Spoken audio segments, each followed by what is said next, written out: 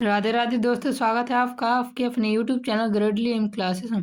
यदि आप B second semester के स्टूडेंट हैं और हिस्ट्री लिए हुए हैं तो आप बिल्कुल सही जगह आए हैं।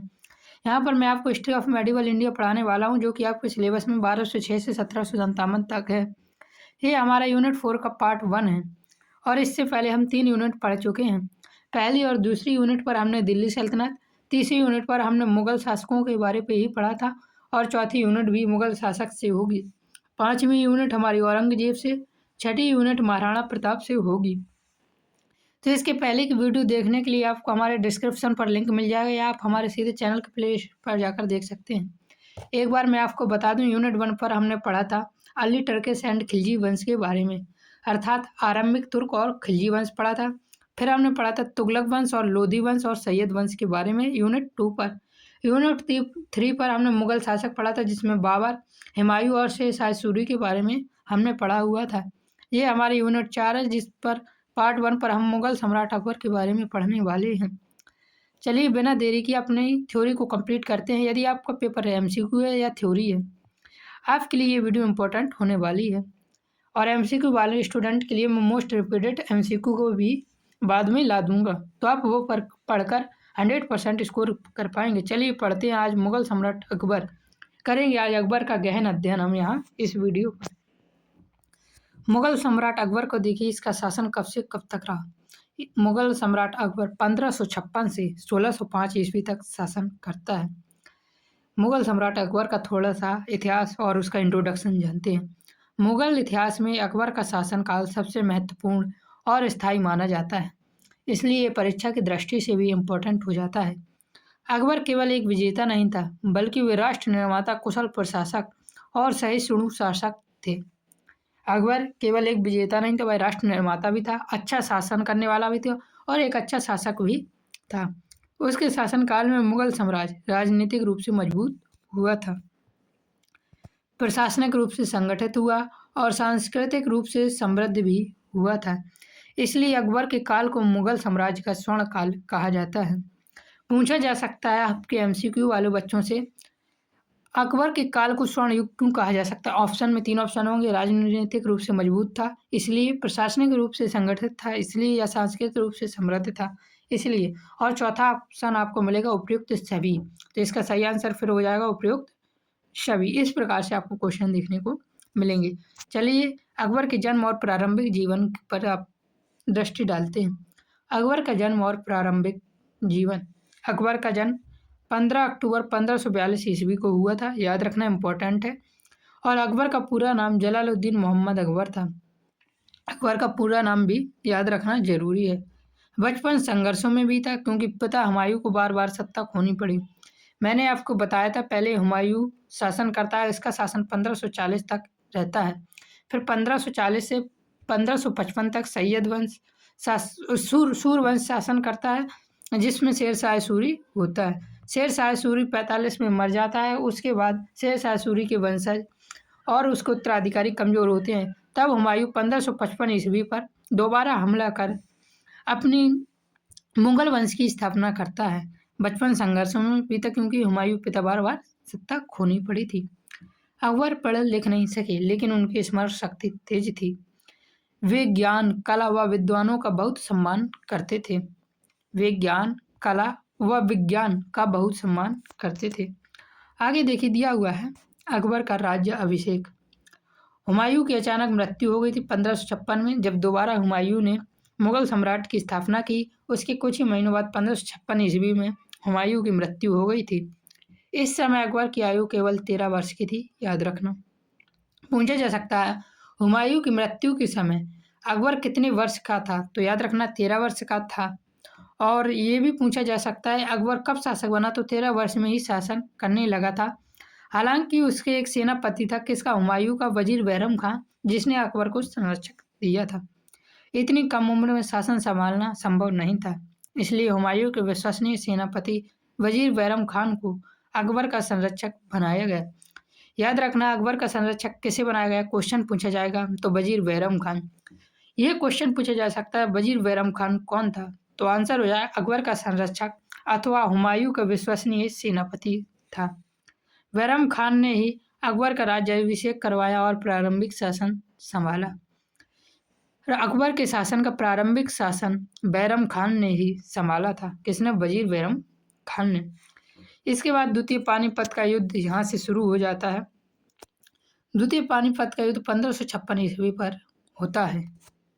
मैं आपको बता चुका हूँ प्रथम पानीपत का युद्ध 21 अप्रैल 1526 का हुआ था। और किसके बीच हुआ था? तो बाबर और इब्राहिम लोधी वंश के अंतिम शासक के बीच हुआ था, जहाँ से मुगल शासन की नींव रखी गई थी। तो याद रखना, द्वितीय पानीपत का युद्ध 1556 ईस्वी में और प्रथम पानीपत का युद्ध 1526 ईस्वी में हुआ था। राज्याभिषेक के तुरंत बाद अकबर को सबसे बड़ी चुनौती मिली। अफगान शक्ति के सेनापति हेमू ने दिल्ली पर कब्जा कर लिया था। दिल्ली पर कब्जा किसने किया था? तो याद रखना, हेमू ने किया था। ये कौन था हेमू? तो अफगान शक्ति के सेनापति था। द्वितीय पानीपत का युद्ध 1556 ईस्वी में लड़ा गया। यह युद्ध बैरम खान की रणनीति से हेमू क्या हो गया? पराजित हो गया। हेमू क्या हुआ? पराजित हुआ। तो याद रखना, द्वितीय पानीपत का युद्ध हेमू और अकबर के बीच हुआ था, जो कि बैरम खान की रणनीति से हेमू पराजित हुआ था। दिल्ली और आगरा दोबारा मुगलों के अधीन हो गया। ये याद रखना, प्रथम और द्वितीय पानीपत का युद्ध। प्रथम पानीपत का युद्ध हुआ था बाबर और इब्राहिम लोधी। इब्राहिम लोधी कौन था? लोधी वंश का अंतिम शासक या दिल्ली सल्तनत का सुल्तान। और बाबर कौन था? काबुल का शासक था और बाद में भारत में मुगल साम्राज्य की नींव रखता है। अगला आगे देखिए दिया हुआ है, यह युद्ध मुगल साम्राज्य की पुनः स्थापना का आधार भी बना। आगे देखते हैं, द्वितीय पानीपत के युद्ध में बैरम खान का योगदान और महामंगा का क्या षड्यंत्र था? बैरम खान अकबर के शासन की रीढ़ था, ये आपको पता ही है। बैरम खान ने मुगल सत्ता को स्थिर किया, विद्रोह दबाए, प्रशासन को संगठित किया।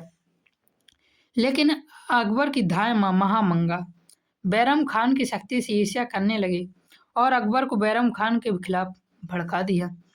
अब जब अकबर की धाय महामंगा ने बैरम खान की शक्ति से ईर्ष्या की और अकबर को बैरम खान के खिलाफ भड़का दिया, तो अकबर क्या करेगा? बैरम खान की हत्या करवा देगा। चलिए इसके बारे में आगे देखते हैं।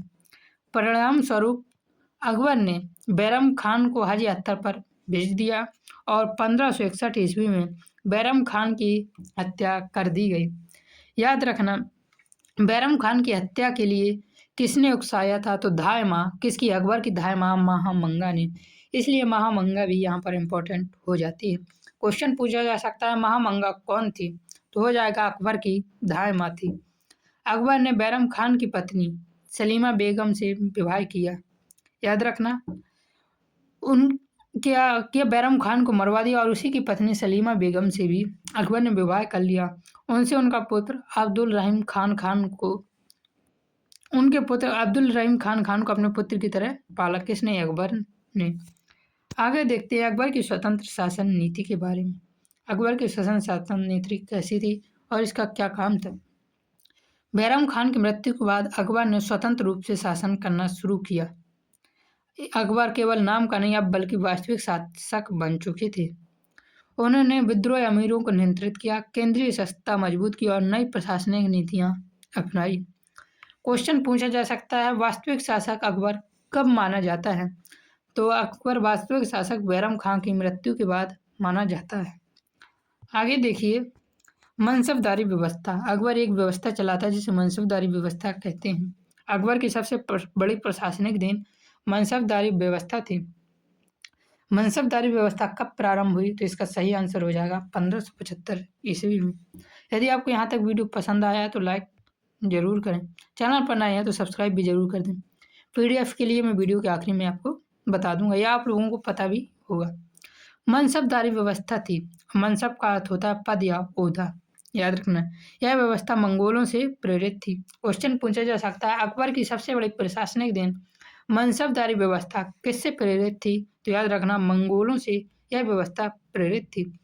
मनसब के 2 भागों में था, व्यक्ति का पद और घुड़सवारों की संख्या, जिसे जात सवार कहा जाता था।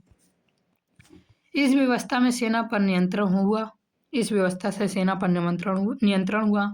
अमीरों पर सम्राट की पकड़ बनी और साम्राज्य भी संगठित हुआ। आगे देखते हैं राजपूत नीति। अकबर राजपूत राजपूतों से मेल मिलाप की नीति रखता था।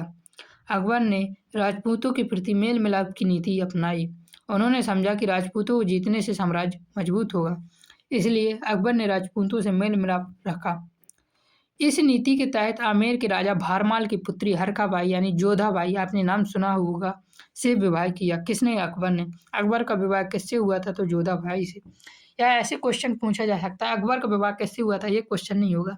क्वेश्चन ये पूछा जाएगा, हरकाबाई अर्थात जोधाबाई का विवाह किससे हुआ था? तो याद रखना अकबर से हुआ था। आगे देखते हैं। आगे दिया हुआ राजपूतों को उच्च पद दिए गए। अकबर ने राजपूतों को अपनी तरफ करने के लिए राजपूतों को उच्च पद दिए, जिससे कि राजपूत के साथ उनके शासन का स्तंभ मजबूत बन सके। राजपूत मुगल शासन के मजबूत स्तंभ यहाँ से बन गए थे। आगे देखते हैं। अगला युद्ध होता है हल्दी घाटी का युद्ध। इंपॉर्टेंट युद्ध है, याद रखना, भूल नहीं सकते आप ये गलती से भी। अगर भूले तो 1 नंबर आपका गया समझो। यह युद्ध मेवाड़ के शासक महाराणा प्रताप और मुगल सेना के बीच लड़ा गया। महाराणा प्रताप भारत के एक महान शासक थे, जिसके बारे में हम आपको यूनिट 7 पर पढ़ाने वाले हैं। मेवाड़ के शासक महाराणा प्रताप और मुगल सेना के बीच युद्ध लड़ा गया। मुगल सेना का नेतृत्व मान सिंह ने किया था। युद्ध निर्णायक नहीं रहा, अर्थात यहाँ पर किसी भी की भी विजय नहीं हुई। फिर भी महाराणा प्रताप की वीरता यहाँ पर अमर हो गई, क्योंकि महाराणा प्रताप यहाँ झुके नहीं थे और उन्होंने डटकर सामना किया था। आगे देखते हैं। आगे दिया हुआ अकबर के 9 रत्न। आपने अकबर के 9 रत्नों के बारे में बहुत सुना होगा। अकबर के दरबार में 9 महान व्यक्ति थे। कितने महान व्यक्ति थे? 9 महान व्यक्ति थे। इन्हीं महान व्यक्तियों को 9 रत्न कहा गया और इन्हीं की वजह से अकबर का शासन स्वर्ण युग कहलाया। पहला नाम आपने बहुत सुना होगा, राजा बीरबल। अकबर और बीरबल की कहानी भी देखी होगी। दूसरा अबुल फजल, तीसरा फौजी और चौथा तानसेन था। राजा टोडरमल और इस प्रकार राजा मानसिंह, अब्दुल रहीम खन खाना, ये इम्पोर्टेंट 9 रत्न थे, जिसमें से सबसे महत्वपूर्ण है राजा बीरबल, तानसेन, राजा मान सिंह और अब्दुल रहीम खान खाना। याद आपको सारे रखने, यदि याद ना हो तो ये राजा बीरबल, तानसेन और अब्दुल रहीम खाना और राजा मान सिंह को जरूर याद रखना। इन लोगों में प्रशासन, इतिहास, साहित्य और संगीत का समृद्ध किया। इन्हीं 9 रत्नों ने बाबर के प्रशासन, इतिहास, साहित्य और संगीत को समृद्ध और मजबूत बनाया। आगे देखिए दिया हुआ है अकबर के निर्माण कार्य कौन कौन से थे। अकबर ने अर्थात किस किस का निर्माण किया, ये बहुत ही इंपॉर्टेंट क्वेश्चन है, याद रखना। आगरा का लाल किला अकबर ने बनवाया, फतेहपुर सीकरी अकबर ने बनवाया, बुलंद दरवाजा अकबर ने बनवाया, पंचमहल अकबर ने बनवाया और जोधाबाई महल भी अकबर ने बनाया। इंपॉर्टेंट क्वेश्चन है ये सारे, याद रखना। आपको जो भी डाउट हो आप हमसे कमेंट सेक्शन पर पूछ सकते हैं, मैं सारे कमेंट का रिप्लाई करूंगा यदि आपका डाउट मुझे लगा बताने योग्य है। आगे देखिए दिया हुआ है अकबर का अंतिम जीवन। अकबर ने अपना शासन चलाया, निर्माण कर दिए। अब अकबर के अंतिम जीवन के बारे में देखते हैं। अकबर के अंतिम वर्ष कठिन रहे। उसका पुत्र सलीम जहांगीर ने विद्रोह किया और अकबर के प्रिय पुत्र अबुल फजल की हत्या करवा दी। इससे अकबर मानसिक रूप से प्रिय मित्र अबुल फजल की हत्या करवा दी, जिससे अकबर मानसिक रूप से टूट गया। आगे देखिए अकबर की मृत्यु। अकबर की मृत्यु सन 1605 ईस्वी में हुई थी। 1605 ईस्वी में कब हुई थी? तो 25 अक्टूबर को हुई थी। अकबर की मृत्यु हो गई, कहाँ पर हुई थी? तो आगरा पर अकबर की मृत्यु हुई थी। उनकी आयु लगभग 63 वर्ष थी और उनका मकबरा सिकंदर आगरा में स्थित है। इंपॉर्टेंट क्वेश्चन है, याद रखना। अकबर की मृत्यु के बाद उनके पुत्र सलीम जहांगीर के नाम से मुगल सम्राट बने और इस जहांगीर के बारे में हम अगले पार्ट पर पढ़ने वाले हैं। कंक्लूजन देख लीजिए थोड़ा अकबर कैसा था। पूरे शासनकाल में अकबर स्थिरता, सहिष्णुता, प्रशासनिक कुशलता और सांस्कृतिक विकास का एक अद्भुत उदाहरण है। इतिहासकार इसे महान शासक कहते हैं। क्वेश्चन में पूछा जा सकता है निम्न में से कौन मुगल शासन का सबसे शक्तिशाली, कुशलता, सांस्कृतिक मतलब हर तरीके से महान शासक था? तो याद रखना अकबर। आपको पीडीएफ के लिए हमारे टेलीग्राम पर मैसेज करना होगा। टेलीग्राम पे मैसेज करके आपको 9 रुपये का पेमेंट करना होगा, मैं बार बार बता चुका हूँ। और आपको हमारे यूट्यूब चैनल के सारे पीडीएफ का एक्सेस मिल जाएगा, जिसकी वैलिडिटी अनलिमिटेड टाइम तक, जब तक हम रहेंगे तब तक हमारा चैनल रहेगा, जब तक चैनल रहेगा तब तक आपके लिए पीडीएफ मिलते रहेंगे। और 9 रुपये का पेमेंट करने के बाद आपको कभी भी पेमेंट करने की ज़रूरत नहीं पड़ेगी। चैनल पर डली हुई सारी वीडियो और आने वाली सारी वीडियो का पीडीएफ आपको मिल जाएगा। चैनल पर नए हैं तो सब्सक्राइब ज़रूर करें। जय हिंद, जय भारत। वीडियो पसंद आई हो तो लाइक भी कर देना। राधे राधे।